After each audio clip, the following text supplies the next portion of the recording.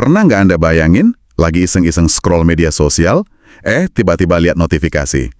Akun klub sepak bola dari Indonesia, Persib Bandung, postingannya di-like sama Kylian Mbappe. Kedengerannya kayak mimpi ya. Kayak editan Photoshop gitu kan. Tapi ini beneran terjadi loh.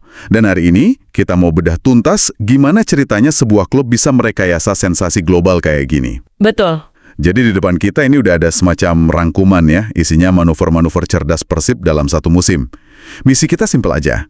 Kita mau bongkar satu persatu, lapis demi lapis, buat cari tahu. Ini tuh cuma hoki, kebetulan, atau emang sebuah rencana jenius yang dieksekusi dengan, sempurna. Dan ini penting banget ya buat kita pahami dari awal. Apa yang mau kita bahas ini jauh lebih dalam dari sekedar jumlah like atau postingan viral. Oke. Ini tuh sebuah studi kasus yang luar biasa tentang brand building, pembangunan merek di era digital. Ini jadi pelajaran gitu bahwa persepsi global itu bisa dibentuk. Bahkan oleh klub dari liga yang mungkin dianggap, dunia kedua kalau langkahnya tepat. Oke. Menarik. Mari kita mulai dari langkah paling awal. Di catatan ini, rangkaian peristiwanya dibuka dengan satu kalimat simpel. Start mulus, rekrut Luciano. Jujur ya, pas pertama baca, saya mikir, emang apa istimewanya? Semua klub kan rekrut pemain, ya kan? Kenapa ini dianggap fondasi dari semua strategi besar ini? Nah, pertanyaan yang bagus banget. Karena disinilah kuncinya. Ini bukan sekedar perekrutan biasa, ini tuh semacam statement of intent. Pernyataan niat. Betul, pernyataan niat. Kita harus lihat konteksnya dulu. Perekrutan Luciano dengan profil dan CV-nya itu sinyal yang kuat banget. Klub seolah-olah ngomong ke fans, ke sponsor, bahkan ke kompetitor, kita nggak lagi main di level yang sama loh, ambisi kita udah beda. Ini gerakan konkret pertama yang bisa dilihat semua orang. Jadi ini kayak langkah pembuka di catur gitu ya, yang langsung nunjukin gaya main agresif. Tepat sekali. Bukan lagi bertahan tapi langsung nyerang dari awal. Tepat. Dan serangannya ini bukan cuma di lapangan, tapi di pertarungan narasi. Sebuah strategi besar itu seringkali butuh satu gong buat mulai kan? Nah, perekrutan ini, gongnya. Ini menciptakan sebuah cerita awal. Persib lagi bangun sesuatu yang serius. Cerita inilah yang jadi fondasi buat semua yang terjadi setelahnya. Tanpa fondasi ini, manuver berikutnya mungkin cuma kerasa acak aja. Oke, saya ngerti sekarang. Jadi mereka bangun panggungnya dulu, dan setelah panggungnya siap, baru mereka mulai datangin bintang tamu kelas dunia. Haha, betul. Dan disinilah ceritanya jadi makin gila. Manuver berikutnya, ini dia. Dapat video eksklusif dari Alexis McAllister yang waktu itu baru aja juara dunia, pemain kunci Liverpool, terus bikin konten bareng Tijani Reijnders dari Manchester City. Coba, kita berhenti sebentar di sini. Nama-nama ini kan bukan pemain sembarangan ya? Bukan. Mereka datang dari dua klub yang, puncak piramida sepak bola global. Nah, secara strategi marketing, ini taktik klasik.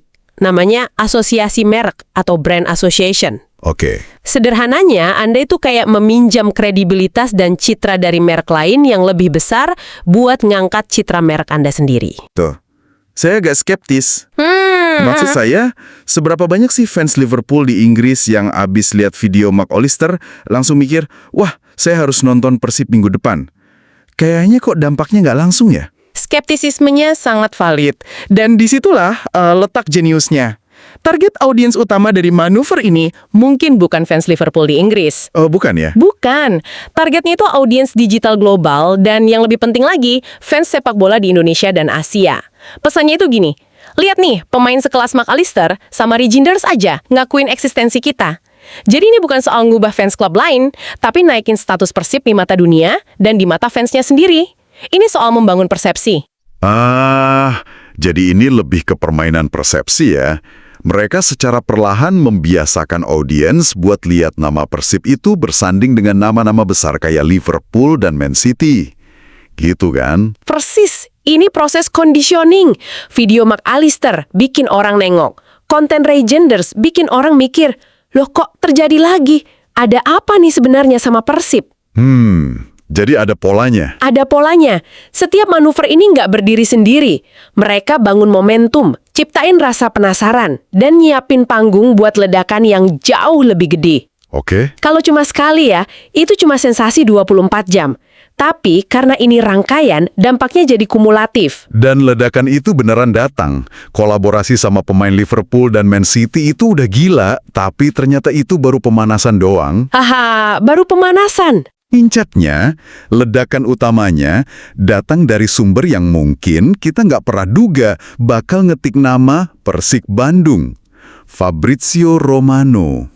Nah ini, momen ini adalah titik baliknya. Buat Anda yang mungkin nggak terlalu ngikutin drama transfer bola ya, Fabrizio Romano ini bukan sekedar jurnalis, dia itu institusi. Iya. Dengan jutaan pengikut, isinya fans, agen, bahkan direktur klub, cuitannya itu bisa guncangin pasar transfer. Kalau dia udah ngetik kalimat saktinya, here we go, itu udah validasi tertinggi. Transfernya pasti jadi. Saya ingat banget waktu notifikasi dari akun Romano itu muncul, saya kira akunnya dihack atau ini cuma bercandaan. Hahaha, banyak yang mikir gitu. Ternyata enggak, dia ngumumin kedatangan Layvin Kurzawa, pemain dengan CV mentereng, belasan trofi sama PSG, pemain timnas Prancis. Ke Persib. Gila. Kebayang nggak sih? Jutaan orang di seluruh dunia yang lagi nunggu kabar transfer Real Madrid atau Manchester United, tiba-tiba di lini masa mereka disuguhi berita soal klub dari Indonesia. Exposure kayak gini tuh nggak ternilai harganya. Dan disinilah terjadi pergeseran fundamental. Kalau sebelumnya Persib meminjam kredibilitas dari McAllister, sekarang Persib menjadi berita besar itu sendiri. Oh oke. Mereka nggak lagi nempel ke nama besar. Nama mereka disebarin sama sumber paling kredibel di jagat transfer. Ini momen di mana Persib secara resmi nancepin benderanya di peta sepak bola global. Dari sini efek dominonya jadi, tak terhindarkan. Efek domino. Itu kata yang paling pas. Karena setelah pengumuman Romano itu, terjadi sesuatu yang aneh sekaligus luar biasa. Tiba-tiba, akun medsos Persib diserbu sama apa yang sumber ini sebut alien-alien sepak bola. Nama-namanya aja bikin merinding. Kylian Mbappe, Marcus Thuram, Christopher Nkunku, Hugo Ekitike. Mereka semua nge-like postingan Persib. Tunggu sebentar. Ini kan nggak masuk akal. Apa mereka semua tiba-tiba jadi bobotoh? Atau mereka janjian gitu? Ini bukan kebetulan, dan kemungkinan besar bukan karena mereka tiba-tiba ngefans. Ini contoh sempurna dari apa yang kita sebut efek jaringan atau network effect. Oke, coba jelaskan. Coba kita sambungin titik-titiknya. Kurzawa itu pemain Prancis kan?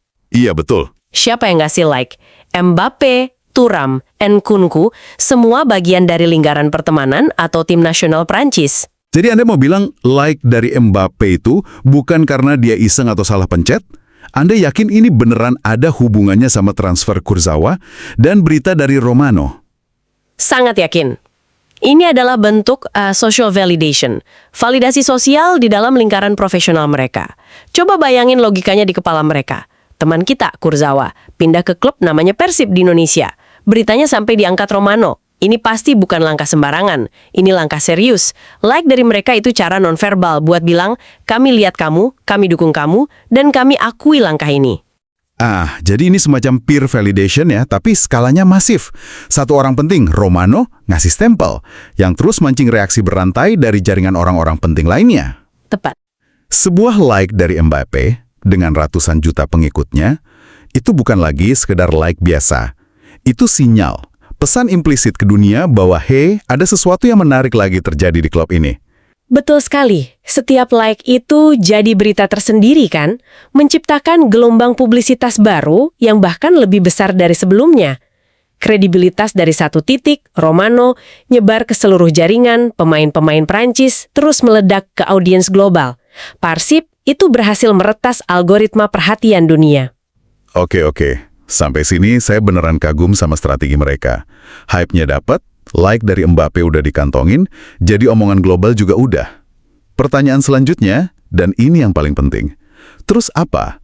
Apa semua ini bisa diubah jadi keuntungan nyata? Nah, Apa like di Instagram bisa dikonversi jadi penjualan tiket, sponsor internasional baru, atau bahkan narik pemain top lain buat datang? Rasanya kok masih jauh ya hubungannya? Ini pertanyaan bernilai jutaan dolar dan ini tantangan berikutnya buat klub. Mengubah mata uang digital kayak perhatian, buzz, dan like jadi mata uang real kayak pendapatan sponsor itu seni tersendiri, Sam. Di satu sisi, publisitas ini harganya tak ternilai. Nama Persib sekarang punya cachet, punya gengsi internasional. Ini bisa jadi argumen kuat banget pas negosiasi sama calon sponsor multinasional. Mereka bisa bilang, merek kami bahkan diperhatiin sama Mbappe. Jadi ini jadi semacam aset tak berwujud yang bisa mereka uangkan dalam negosiasi ya. Tepat. Tapi di sisi lain ada risikonya juga. Strategi hype besar-besaran ini kan menciptakan ekspektasi yang luar biasa tinggi. Betul, betul. Evelyn, kalau kehebohan di media sosial nggak diimbangi sama performa yang ciamik dan konsisten di lapangan, ini bisa jadi bumerang. Oh iya juga ya. Publik bisa nyinyir. Gayanya internasional, mainnya tarkam. Jadi, tekanan sekarang geser dari tim media sosial ke tim di lapangan. Mereka harus buktiin sensasi ini bukan omong kosong. Jadi kalau kita rangkum perjalanannya ya, fenomena Go International Persib ini jelas bukan hoki. Ini kampanye yang terstruktur rapi banget. Sangat rapi. Dimulai dari fondasi narasi lewat rekrutmen cerdas, terus eskalasi lewat asosiasi merek sama bintang dunia, terus diledakkan sama validator global paling terpercaya, dan akhirnya dipanen hasilnya lewat efek jaringan. Gila, ini kayak cetak biru dari buku teks marketing. Dan pelajaran utamanya buat Anda, para pendengar, ini bukan cuma cerita soal sepak bola, ini pelajaran universal tentang gimana sebuah merek bisa jadi perusahaan Anda, proyek Anda, atau bahkan personal brand Anda bisa meroketkan profilnya di era digital. Kuncinya ada dua. Bangun narasi yang kuat dan konsisten, terus lakukan asosiasi strategis dengan pihak-pihak yang udah punya kredibilitas dan jangkauan yang Anda impikan. Persib udah buktiin, dengan strategi digital yang pas, batasan geografis jadi makin gak relevan. Mereka pada dasarnya memenangkan pertarungan di luar lapangan. Pertarungan persepsi dan narasi. Klub dari Bandung sekarang bisa jadi topik omongan di kafe di Paris, Liverpool, atau Milan. Dan ini membawa kita ke sebuah pemikiran penutup ya, sebuah pertanyaan besar buat Anda renungkan. Setelah semua keberhasilan luar biasa di dunia maya ini, pertanyaan besarnya adalah, apakah prestasi di media sosial ini bakal bisa nular dan diimbangi sama prestasi yang konsisten di atas lapangan hijau? Karena pada akhirnya, ini klub sepak bola, bukan agensi digital kan? Ditiru klub-klub lain di Indonesia? Atau jangan-jangan ini cuma petir yang menyambar satu kali? Sebuah kombinasi unik dari waktu, momentum, dan koneksi yang mungkin nggak akan bisa terulang lagi. Nah, Jawaban atas pertanyaan itu mungkin baru akan kita lihat di musim-musim yang akan datang.